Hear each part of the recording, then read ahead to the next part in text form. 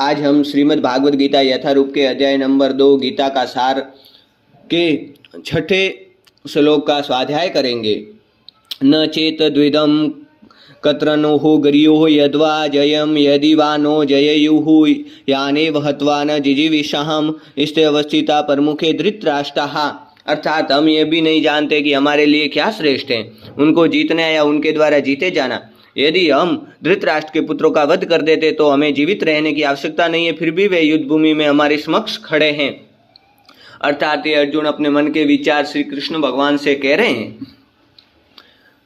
कार्पण्य दोषोपहस्त स्वभाव पच्छामि त्वाहम द्रम समूढ़ चेताः यच्छे ईश्या निश्चितं ब्रूहि तन्मे शिष्यस्तहं साधि माम त्वाम प्रपन्नम।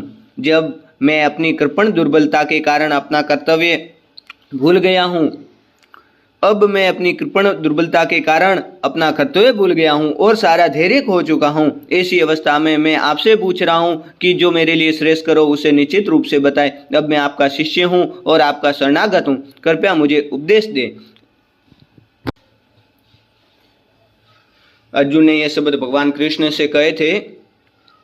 न हि परपच्छामि ममापन्युध्याद यच्छोकमुच्छो षण्मिन्द्रियाणाम् अवाप्यः भूमाव सप्न तन्मृदम राज्यम सुराणामपि चाधिपत्यम।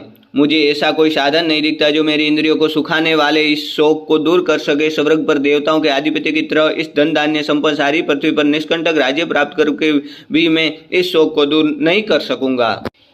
अब संजय धृतराष्ट्र से कह रहे हैं। एवं मुक्त्वा हृषीकेशं गुडाकेश परन्तपः न ह्योतस्यः इति गोविंदम उक्त्वा तूष्णीम बभूवः।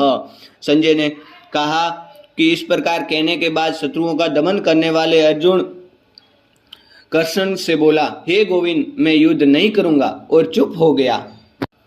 तमुवाच हृषीकेशः प्रश्नीव भारत सैन्योर्भयोर्मध्ये विषिदन्तमिदं वचः।